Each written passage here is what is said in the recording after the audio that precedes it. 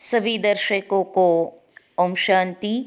श्री गणेश जी की यादगार में आ रहा है।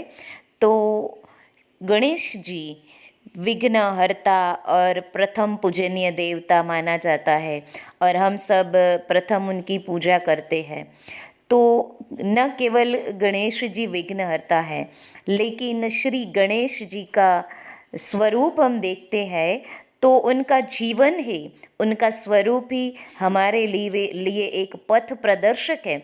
उनका स्वरूप हमें हर पल याद दिलाता है कि उनके बड़े कान हैं, तो बड़े कान से सबकी सुनो और छोटी छोटी आँखों से किसी के दोष को मत देखो और मुख बड़ा रख करके कम बोलो और बड़े पेट से हर परिस्थिति को धैर्य से सहो।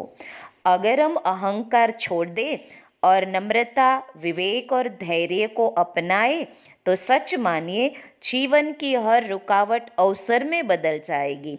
तो आओ इस शुभ अवसर पर संकल्प ले कि हम सब श्री गणेश जी की तरह ही सरल, सहनशील और विघ्नहर्ता बनेंगे और अपने जीवन को प्रेरणामयी बनाएंगे।